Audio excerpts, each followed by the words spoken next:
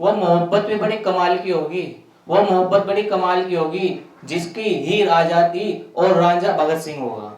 तो इन्होंने जो मोहब्बत किसी लड़की उड़की से न की, लड़की इनके पीछे थी लेकिन इन्होंने उसको सबको अवॉइड किया और इन्होंने आजादी से मोहब्बत करी, उसके लिए ये सूली पर चढ़ गए। कितनी बड़ी कुर्बानी है। आज के डेट में युवा लड़कियां सब गर्लफ्रेंड बॉयफ्रेंड में पड़े, लेकिन इनकी मोहब्बत जो है आजादी से थी। तो अगर तुम आपको कुछ चीज पाना है तो उसके लिए आपको बहुत कुछ सेक्रीफाई करना पड़ेगा। ये नहीं कि आप किसी गलत चीज में चले गए। सम्मानित साथियों, हमारी माताएं बहनों व हमारे ये जो बच्चे हैं, भारत का भविष्य है, आज शहीद आजम भगत सिंह जी की जयंती है। शहीद आजम भगत सिंह जी जो कि 28 सितंबर 1907 को पैदा हुए थे और 23 वर्ष की उम्र में इनको फांसी दे दी गई थी।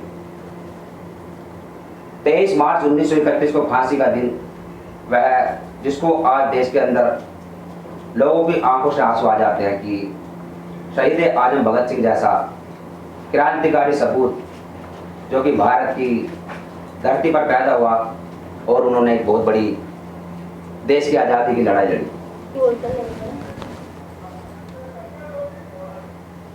ठीक है, बैठ जाओ बच्चों। आज छुट्टी का दिन है, संडे का दिन है।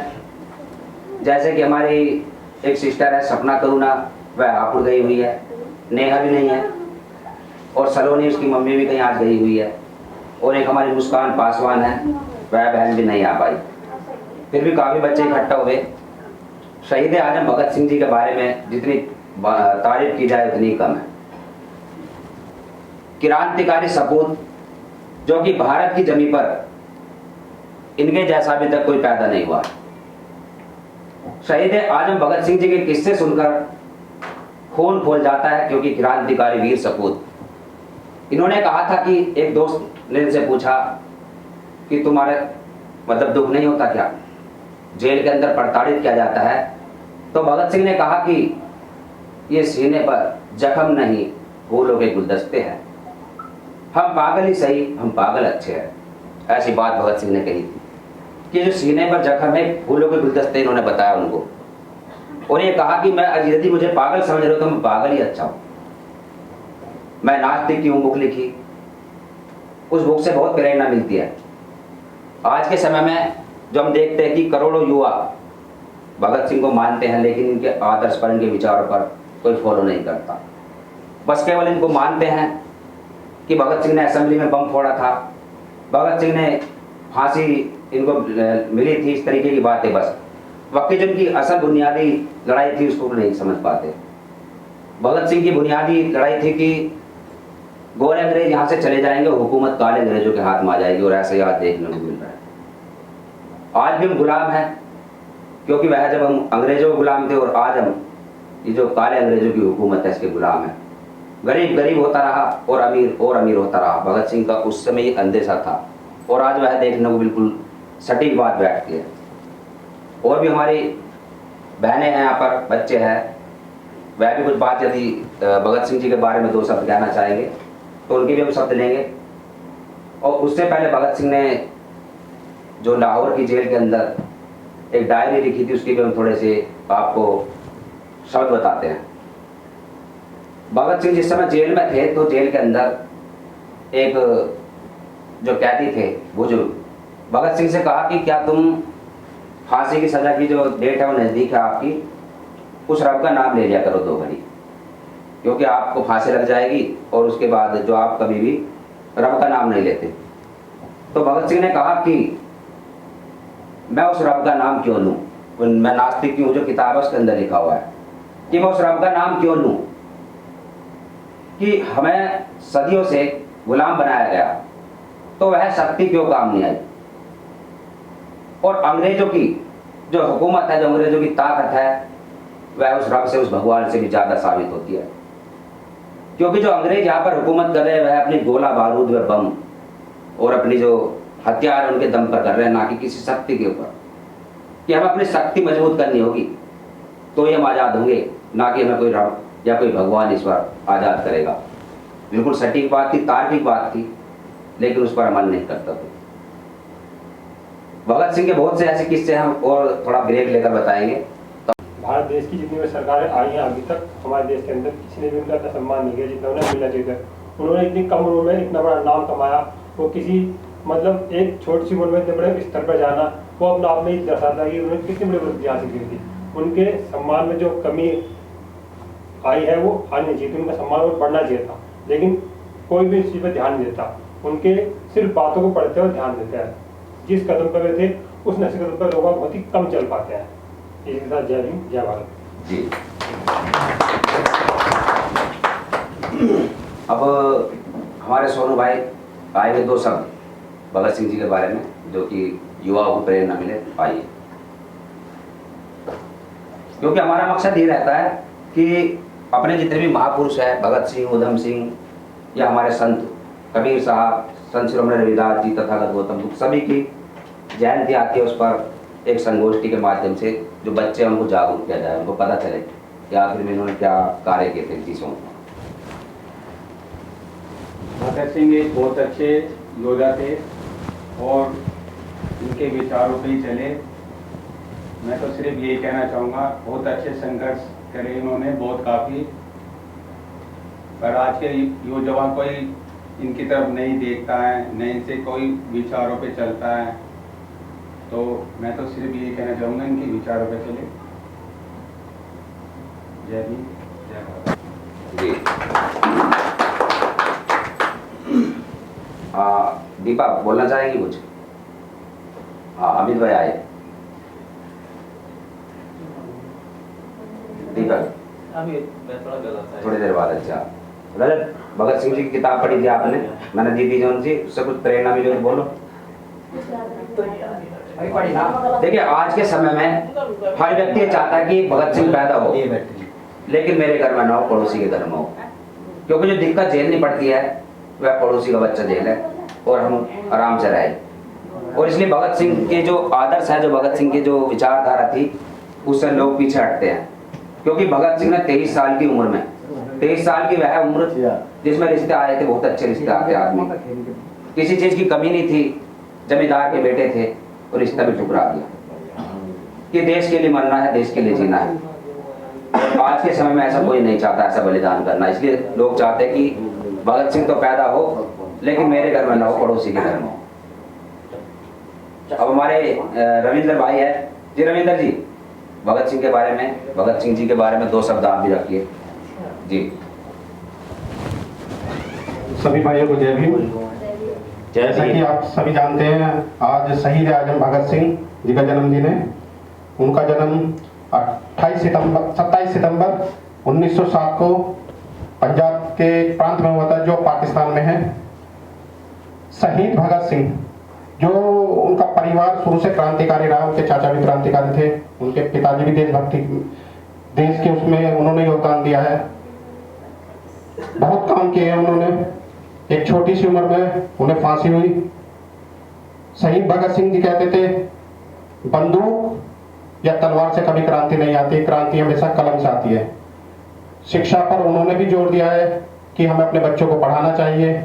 अगर बच्चे पढ़ेंगे तो वो आगे चलकर क्रांति का एक उद्घोष कर सकते हैं। इसी के लिए शहीद भगत सिंह हमेशा चाहते थे कि देश में क्रांति आए, देश युवा लोगों के हाथ में हो, युवा आगे बढ़ चढ़कर हर चीज में हिस्सा लें। पर देश के लोग बाग शायद इस चीज के, हमारे युवा आजकल भटक रहे हैं। नशे के खिलाफ जो अभियान चलाया जाता है, बल्कि उस नशे में भी डूबते जा रहे हैं। मैं बस इसी बात को कहना चाहता हूँ, नशे से दूर रहें और भगत सिंह की बातों पर अमल करें। जय भीम जय भारत। रविंद्र जी ने बात बहुत स्पष्ट रखी कि आजकल के नौजवान नशे से दूर रहे, और नशे के साथ साथ आजकल जो गेम चल रहा है, ऑनलाइन गेम बच्चे खेलते हैं, कर्ज में डूब जाते हैं, फिर आत्महत्या कर लेते हैं। ये भी एक समस्या है। लेकिन यदि कोई आवाज़ उठाता है इस प्रकार से, तो उसकी आवाज़ दबाई जाती है और लोग उसमें अपना सफाई देते हैं। जैसे कि नशाखोरी के ऊपर हमने अभी पिछले दिनों भी एक अभियान चलाया था सोशल मीडिया के जरिए। सोशल मीडिया पर नशाखोरी को लेकर वह जो युवक, आज के नौजवान आत्महत्या कर लेते हैं, उसको लेकर हम जैसे कि अक्सर करते हैं लाइव के माध्यम से जागरूक करने का कार्य करते हैं। और उसके बाद कभी कभी ये लगता है कि भगत सिंह जी की तरह जो आवाज़ उठाता है उसको सजा मिलती है, उसके खिलाफ लोग खड़े हो जाते हैं, तो हम भी इन चीज़ों को बंद कर दें। लेकिन जुनून पैदा हो जाता है, एक ऊर्जा मिलती है भगत सिंह जी से हमें, इसलिए फिर हम सोचते हैं कि जो जैसा सोच रहा है सोचने दो, फिर भी लोगों को जागरूक करना चाहिए। वरना हमें क्या ज़रूरत पड़ी है, अपने बच्चों को ठीक प्रकार से पालन पोषण हम भी कर रहे हैं और आगे भी ऐसे करते रहेंगे। लेकिन एक जुनून पैदा होता है क्योंकि अपने महापुरुषों को पढ़ते हैं। तमाम महापुरुषों को पढ़ने के बाद हमें लगता है कि समाज के अंदर एक जागरूकता का भी सिलसिला चलता रहना चाहिए, जारी रहना चाहिए। आजकल देख सकते हैं आप यहाँ पर जो हमारी माता बहनें बैठी है, युवतियाँ बैठी है, हमारे युवतियों को भी एक संदेश रहता है कि युवतियाँ कभी भटके ना, गलत कदम ना उठाए। आज के दौर में जमाना बहुत गलत चल रहा है, खास तौर पर बहक जाती है युवतियाँ और गलत संगत में पहुंच जाती है, उसका भी हम मैसेज देते हैं और सभी से ये कहेंगे कि युवतियों से कि इन चीज़ों से बचकर रहे, अपनी पढ़ाई पर ध्यान दें केवल। और उसके बाद इस प्रकार की आवाज़ उठाना यदि गुनाह है तो हम बार बार उठाएंगे। भगत सिंह जी की जयंती को लेकर जो आज हमने यहाँ पर संगोष्ठी रखी, छोटी सी, विचार कभी भी मरता नहीं है। भगत सिंह ने कहा था कि इंसान मर जाता है लेकिन विचार उसका अमर रहता है। हमें आप फांसी लगा सकते हो, किसी को भी मार सकते हो, लेकिन विचार की ताकत हमेशा अमर रहती है। इसके अलावा हमारी बहन बैठी है, ये भी दो शब्द, क्योंकि महिलाओं का बोलना बहुत जरूरी है और महिला शक्ति का हम हमेशा ध्यान रखते हैं और महिला शक्ति की इज्जत करते हैं। आप भी आकर दो शब्द रखें। जय भीम साथियों। जय भीम। आज मैं भगत सिंह जी के जन्मदिन पर अपने दो विचार कहने के लिए यहाँ पे मंच पर आई हूँ। ये बहुत अच्छा करा उमेश भाई ने कि यहाँ पर अपने विचार प्रकट किए। कुछ बच्चे भी हैं, महिलाएं भी हैं और हमारे भाई भी हैं, उनके जरिए ताकि वे यहाँ सुनेंगे तभी तो वे चार लोगों को बाहर जाके बताएंगे, जिससे हमारा प्रचार प्रसार होएगा और बच्चों में जागरूकता आएगी जो हमारे देश के भविष्य हैं। और ये बहुत अच्छा कार्य है कि हमें अपने महापुरुषों के जन्मदिन पर समय समय पर उनका एक गोष्ठी रखनी चाहिए, उनके विचारों को बच्चों तक पहुँचाना चाहिए, क्योंकि जो कुछ बातें ऐसी हैं जो हमारी किताबों में ही दबकर रह गई है। उन्हें जब कोई उन्हें पढ़ेगा तभी तो उनके बारे में समझेगा। लेकिन इस तरह से हम अपने विचारों को आप लोगों के सामने रखने का जो कार्य कर रहे हैं उमेश भाई, ये बहुत अच्छा कार्य कर रहे हैं। मैं सिर्फ यही कहना चाहूँगी कि हमें अपने बच्चों पर और अपने बच्चों पर ध्यान देना चाहिए, उनको गलत रास्तों से भटके ना, इसलिए उन्हें समझाना चाहिए, अपने बच्चों पर विशेष तौर से ध्यान रखना चाहिए। और समझ में भी आ रही होगी सभी के, भगत सिंह कौन थे। अक्सर सभी जानते हैं भगत सिंह जी कौन थे, बच्चे जानते हैं, अगर नहीं जानते थे तो आज जान जाएंगे।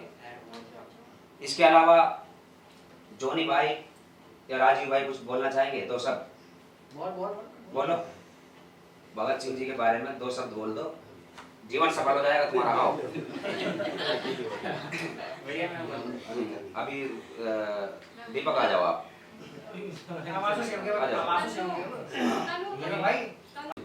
जो तनु है, तनु गौतम बोलना चाहेंगी कुछ? आओ तनु।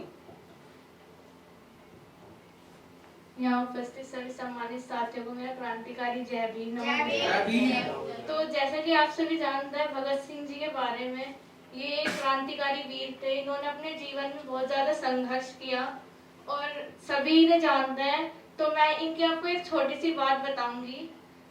जिस समय ये जेल के अंदर थे तो वहाँ इन्हें रोटियां दी जाती थी, वो भी चूहों से कुटी हुई, बिल्कुल बेकार। और इन्होंने उस चीज के लिए भी ये 21-22 दिन तक भूखे रहे थे वहाँ पे, इसी चीज के लिए कि मेरे को ऐसी नहीं खानी।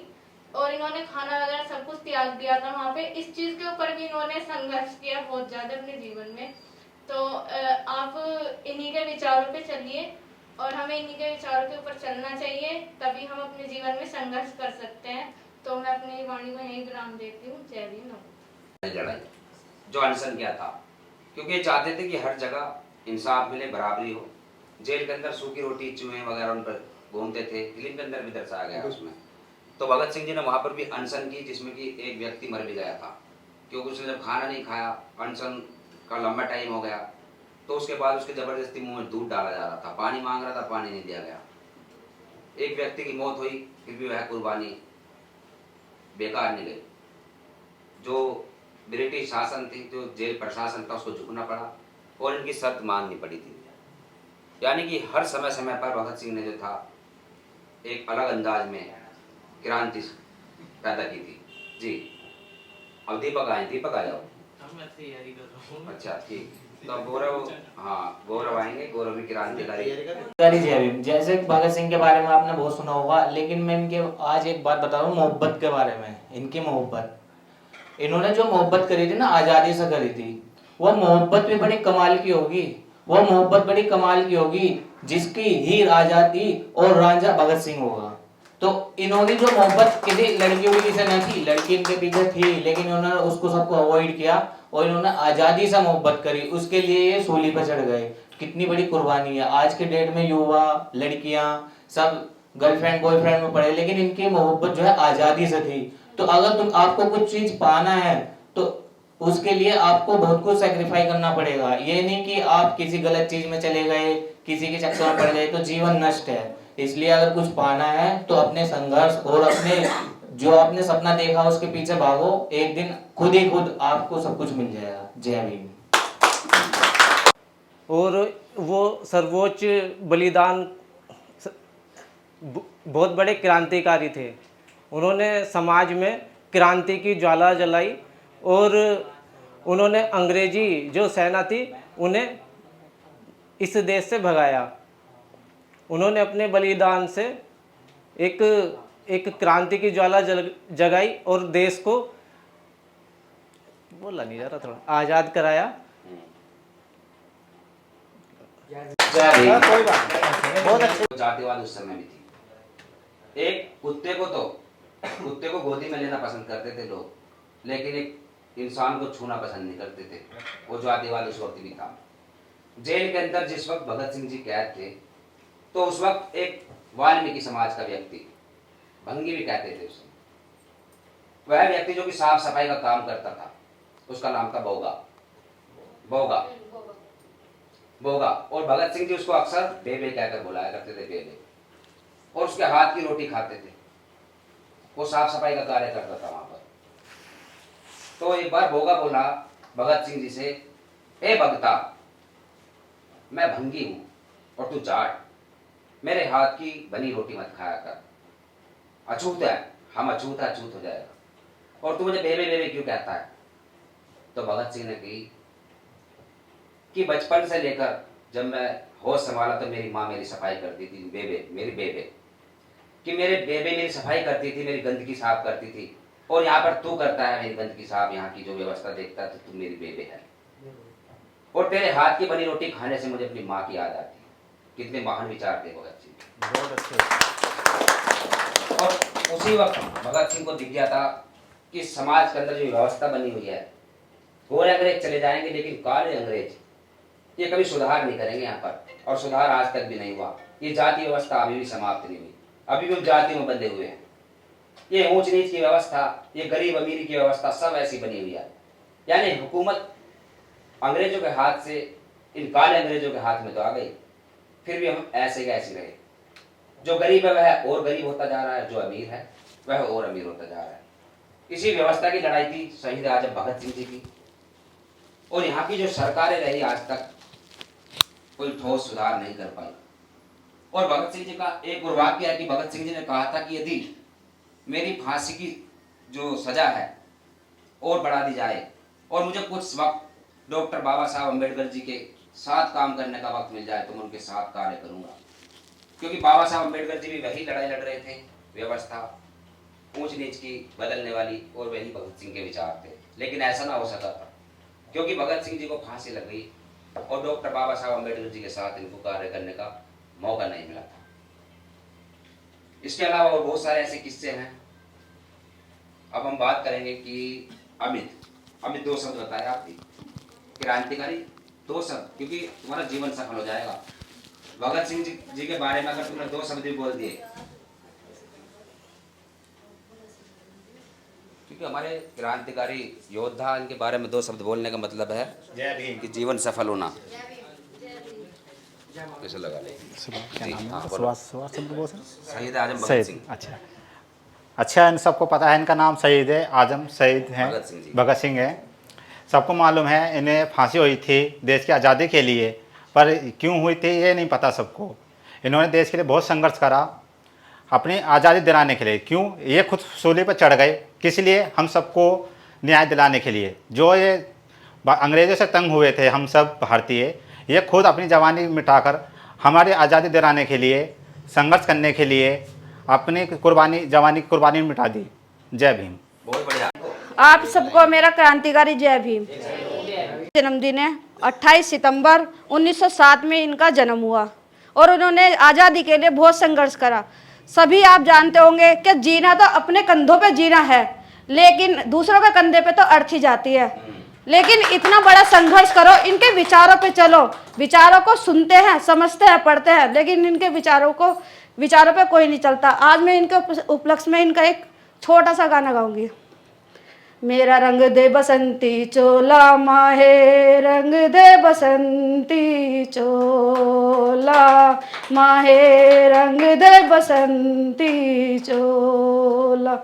जिस चोले को पहन शिवाजी खेले अपनी जान पे, जिसे पहन झांसी की रानी मिट गई अपनी आन पे, आज उसी को पहन के निकला हम मस्तों का चोला माहे, रंग दे बसंती चोला माहे, रंग दे बसंती चोला। जय भीम।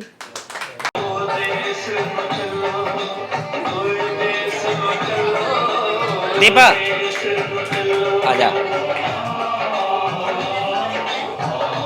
मातृभूमि ने हमें बुलाया है, अब जाना हो